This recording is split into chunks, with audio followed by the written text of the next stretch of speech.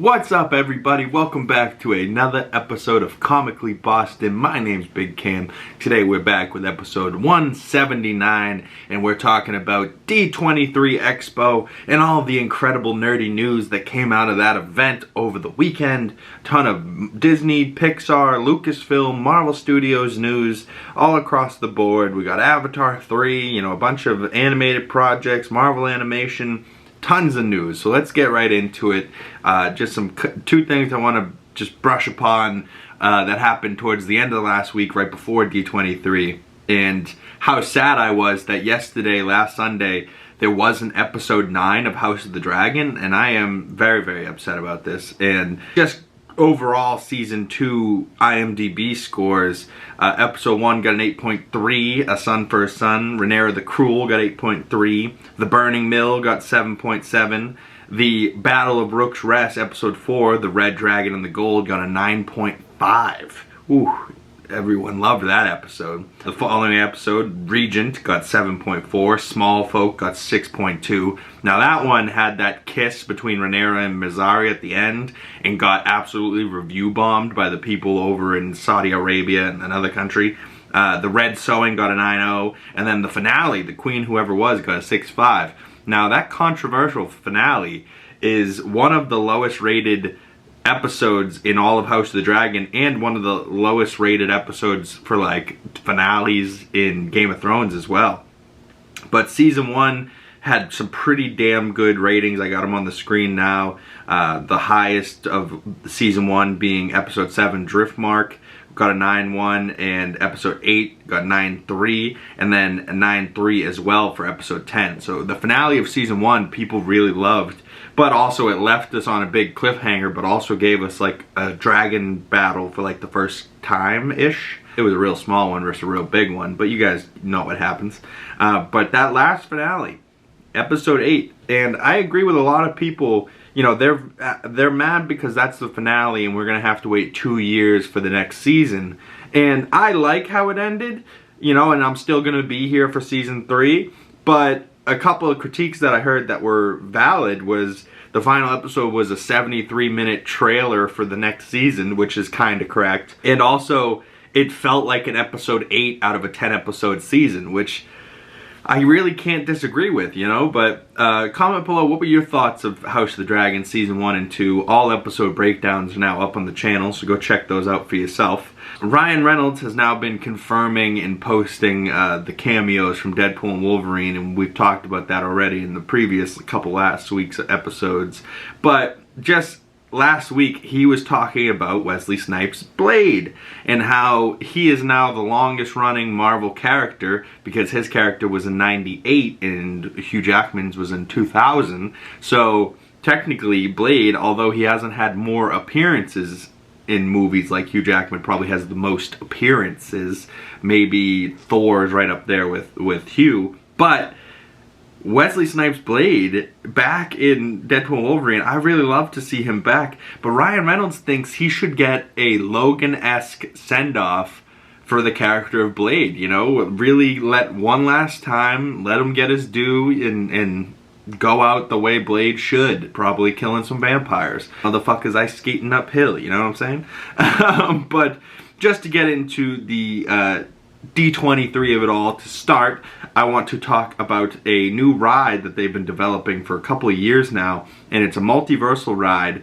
that the main villain is King Thanos. Now, I broke this image down years ago, but I just love that, like, Man-Thing's in there, Moon Knight, Hydra Stomper, Spider-Man, the animated Friendly Neighborhood Spider-Man, Daredevil, Black Widow, Cap, Sam Wilson Cap, America Chavez, Captain Carter, Captain America. It looks like Ang Lee's Hulk, but also Ragnarok, Gladiator Hulk, Miss Marvel, Werewolf by Night, She-Hulk, Black Panther, Jane Foster, Iron Man, Thor, it is so cool to see them all together, all converging on King Thanos, and his design looks badass. And the fact that this is all a ride, I'm like, man, I haven't been to Disney, since I was a kid. I haven't been to Universal since I was like 13. That was like the most recent one I had been to, and I haven't been to one since.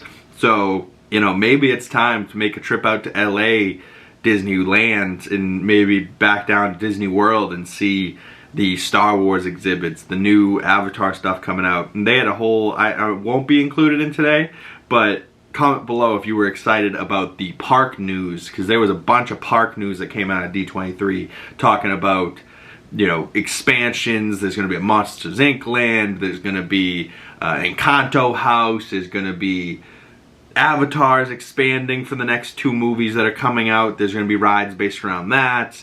There was more too, and it's just insane how it all kind of unfolds. But let's get into that D23 information now, shall we? And the 4 branches of D23 information that came out today was from Disney, Pixar, Lucasfilm, and Marvel Studios, in that order. So first up, Disney came out and announced the new title and some, not footage, but some art, some concept art for Avatar 3, Fire and Ash. Now, if you guys know me, I love Avatar. So Avatar 3, Fire and Ash, I'm all the way in for. You know what I mean? Like, I am here, baby, let's get it. Like, I loved Way of Water, and I thought it was one of the sexiest, best looking movies I've ever seen in my life. And I thought that back in 2010 when I saw Avatar in theaters then. And, you know, it took 10 some odd years to get out that second one, but man, did James Cameron make that worth it.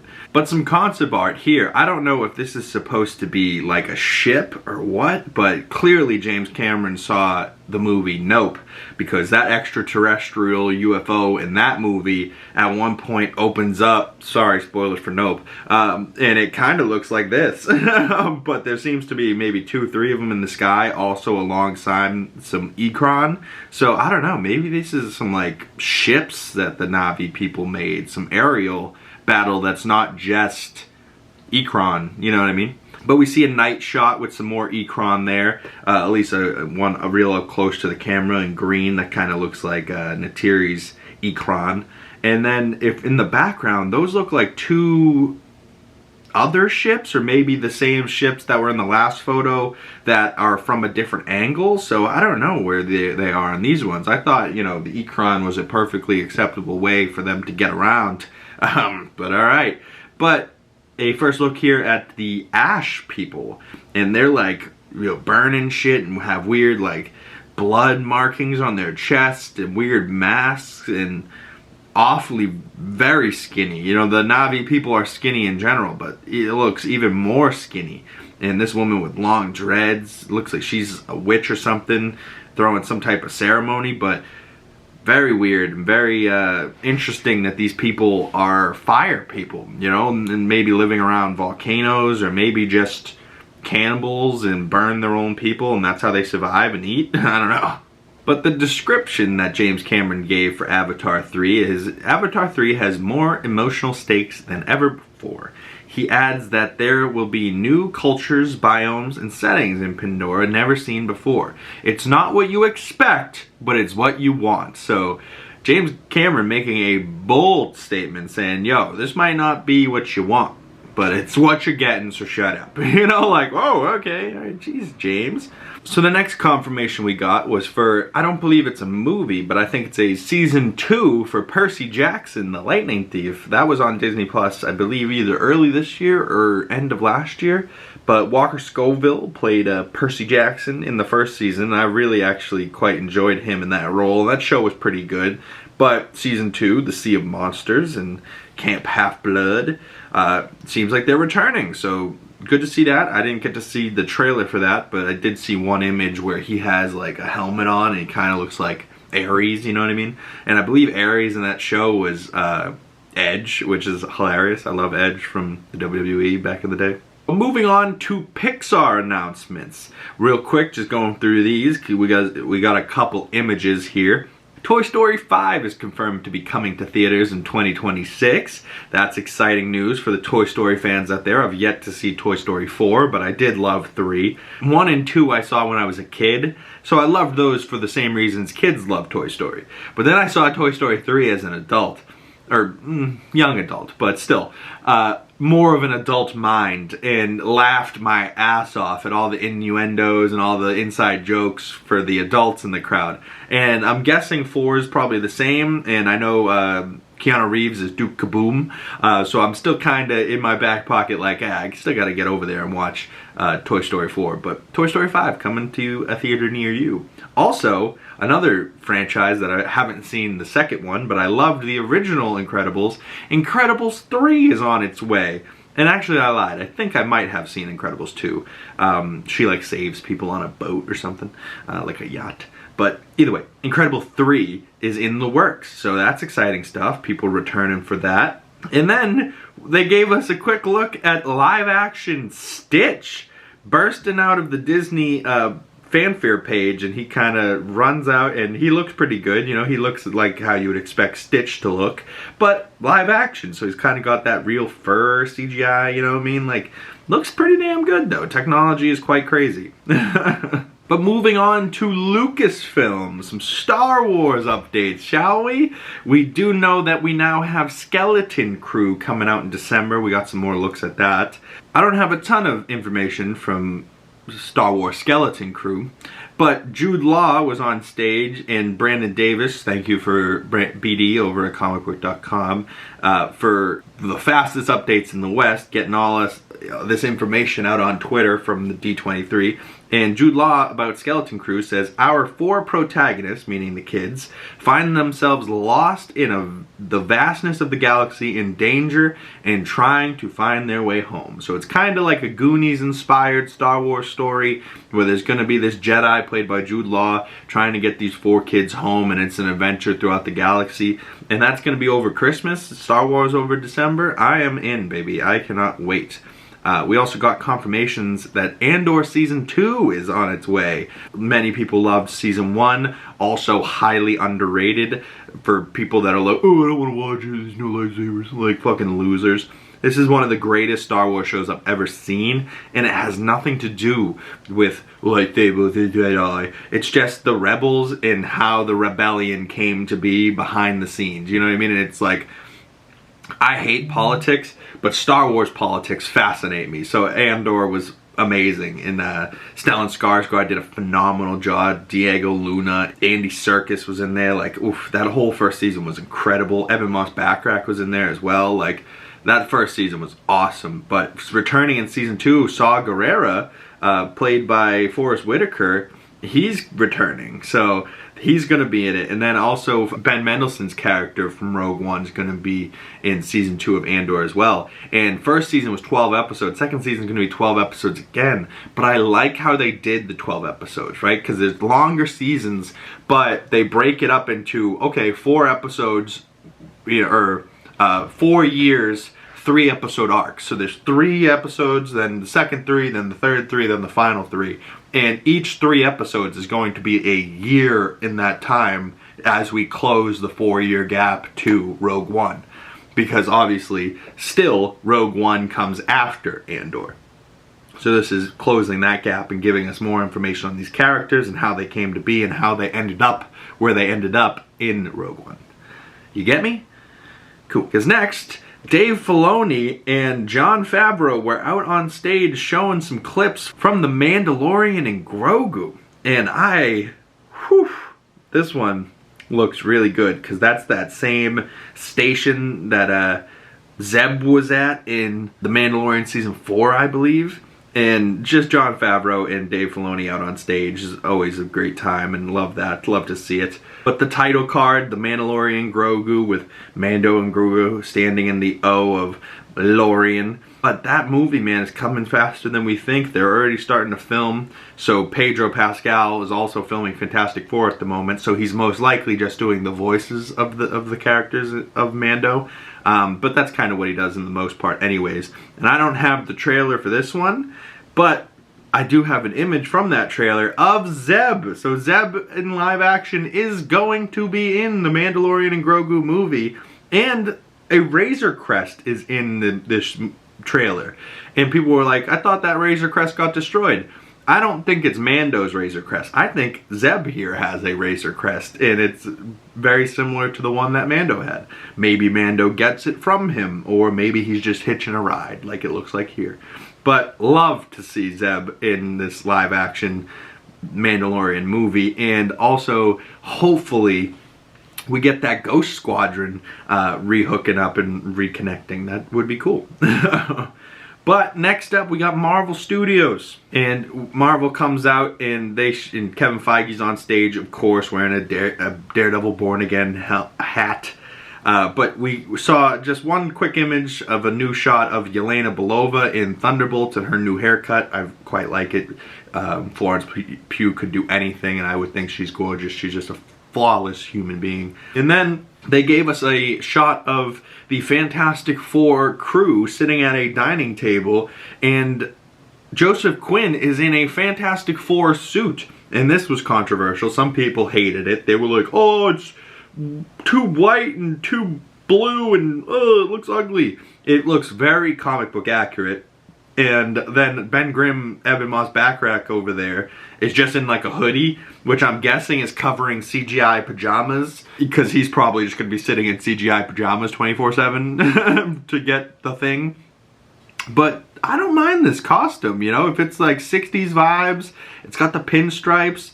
But, you know, now we've seen 3 different styles of Fantastic Four outfits in the MCU. The one from Doctor Strange Multiverse of Madness with John Krasinski, Chris Evans bringing back his Fantastic Four costume, but kind of slightly different from the 04 one, but definitely inspired from that.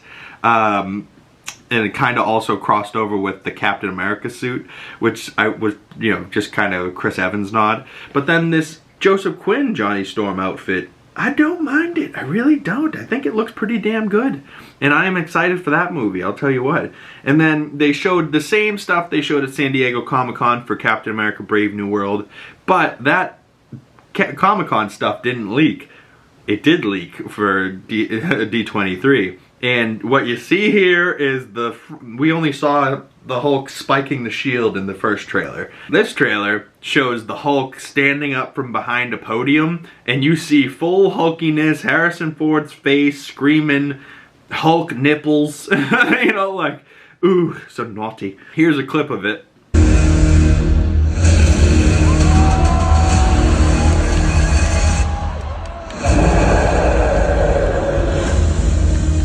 Ooh, that little scream. I don't know if I'm supposed to play that clip, but fuck it, I like it. That he, like, everyone was laughing on the internet. How did that small little podium block his big red ass? And then some people are like, he's just the Hulk but red.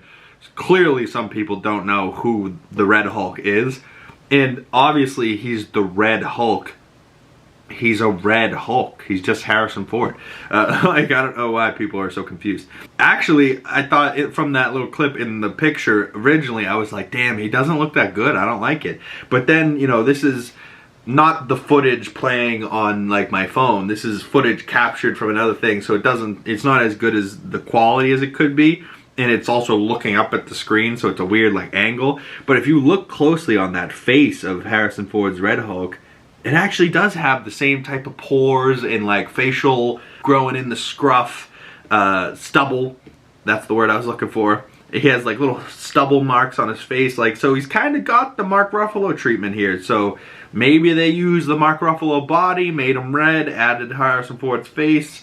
Maybe they're coming along closer there, but as much as I want to see Captain America Sam Wilson beat the Red Hulk, I hope this means that our Hulk, Bruce Banner's back, fully angry, fucking up this Red Hulk, because that would be amazing. But we also have a quick image that I also think I'm not supposed to have of Torres. Joaquin Torres, I believe is his name. But Sam in his cap suit with the shield, and Torres in a Falcon suit that's more camouflage, more military style of coloring.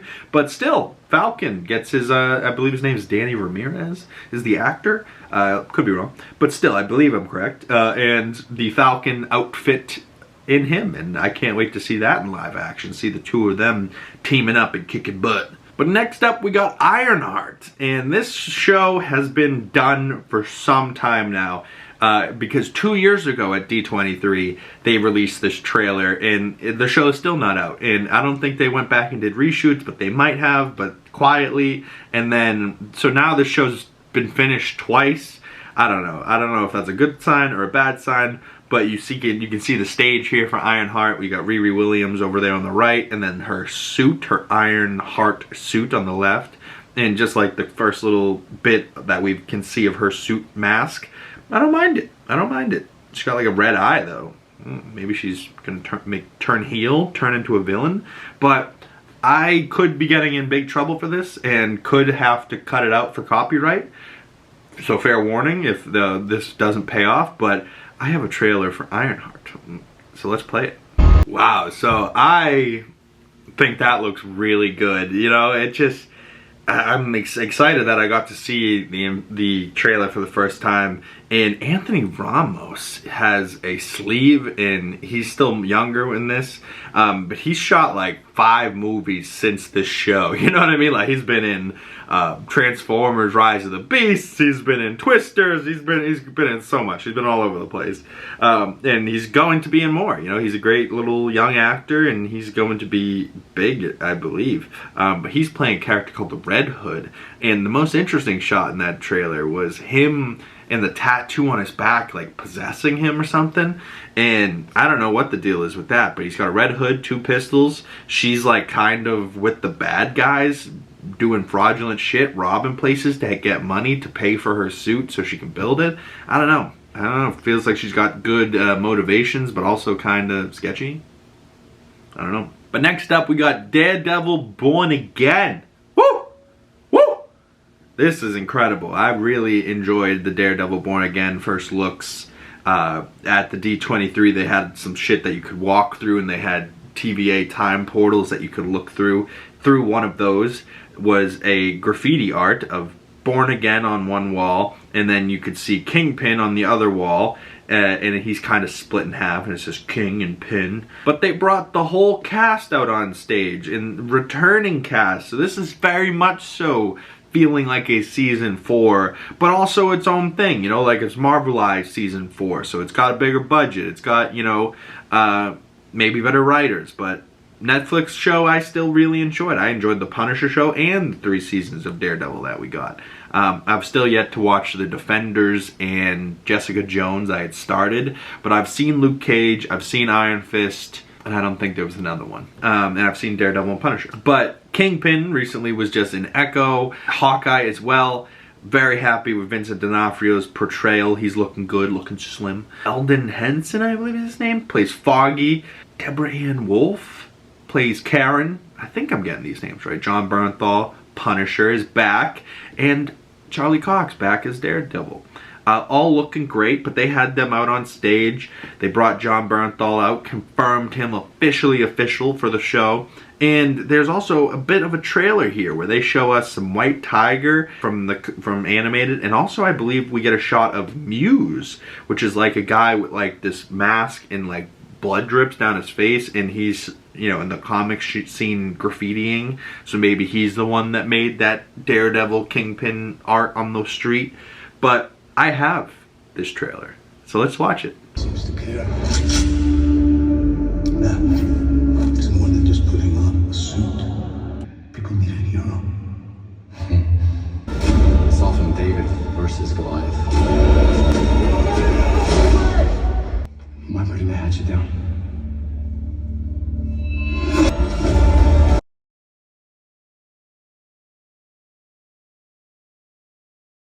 This caution that you're giving me, who's it from? Matt Murdock or your darker half?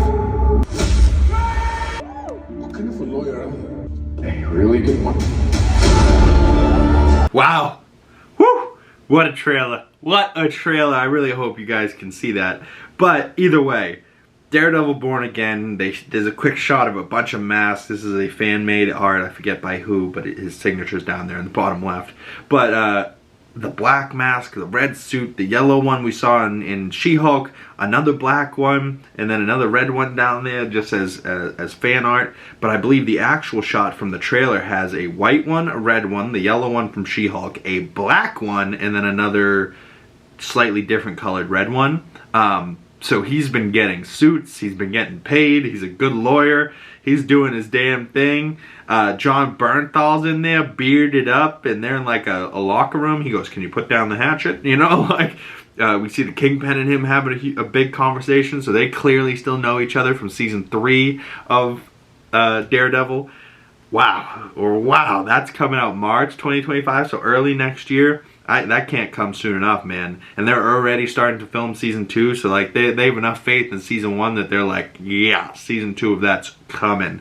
So is that season 2 or season 5? You know what I mean? Like, because this is technically season 4, but it's not called Daredevil Netflix series season 4 because then they would have to pay the people even more. And I can only imagine that the cast already returning has to be expensive. You know, it's just bringing Kingpin back, but also they also seem like people that if they're not that expensive, they seem like they want to be there. You know, like they wanted to return to these characters and get to do this again. Unfortunately, the White Tiger in that trailer, I heard, passed away from cancer late last year. So I don't see that character having a long runtime, but maybe the man in that trailer, I don't know his name, but the actor passed away. Maybe he passes away in the show as well, and then the mantle gets taken up by a daughter or something. Because there were rumors that there was a female White Tiger that was going to be in the show, and then they showed a male in this trailer, and I was like, I didn't expect that. And then they did show Muse for a quick second, but I remembered a different trailer with his face more prominent. But the one I got was vertical, so I don't know. Hopefully I could play those for you guys. Both good trailers. But just to finish up here, Marvel Animation panel was the following day. We don't have as many BD updates because he was hosting the Marvel Animation panel. So good for you, BD. That was awesome to see him finally get a chance to host a panel. Next year's Hall H, big guy. I know you'll get there. But they show us some Marvel animation. They told us What If Season 3 is going to be the last of the What Ifs, which is kind of shocking. I thought that show would have had pretty much infinite runway, and they could have taken their time to make the 3 seasons. Instead, they kind of stuffed the 3 seasons all at once early in the beginning here. We also got told that the Marvel Zombies is going to be a 4-episode event.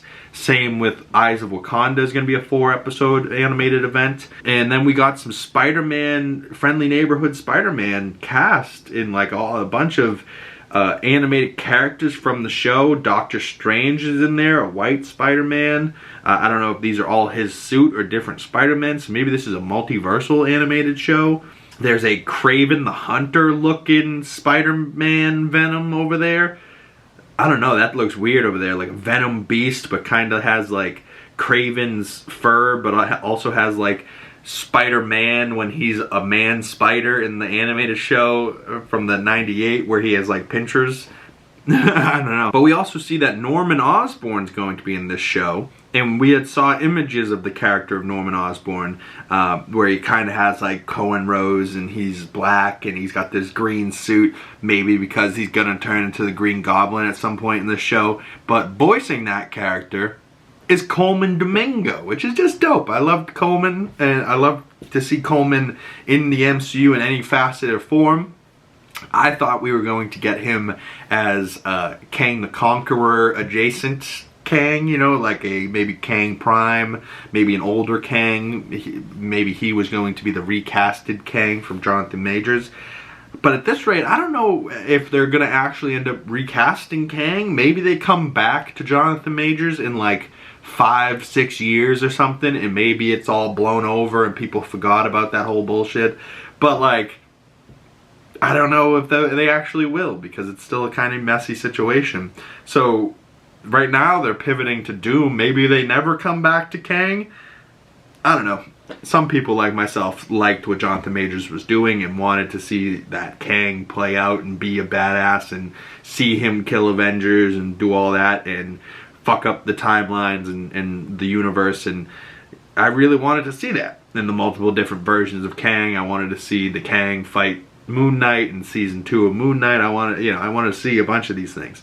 But it doesn't look like that's going to happen. So I guess we have to look forward to Ironheart, Daredevil, What If Season 3, The Friendly Neighborhood Spider-Man, some new Andor Season 2, Skeleton Crew, The Mandalorian and Grogu, Avatar, Fire and Ash. Like, there's a lot to look forward to. So comment below which of these things that I talked about today are you most anticipating and most excited for.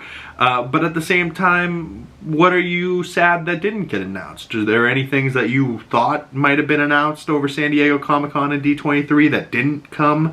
Maybe a Midnight Suns, maybe a Moon Knight Season 2, maybe a She-Hulk Season 2, maybe a Shang-Chi 2, you know, like there's plenty of things that they didn't talk about that I wish they did, but there's also a lot of things to be excited about. So comment below your thoughts or message me on my other social medias, links down in the description below, and I will see you beautiful people in the next video. Thank you guys so much for watching.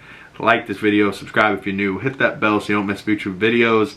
My name is Big Cam, and I will see you beautiful people in the next one. Peace.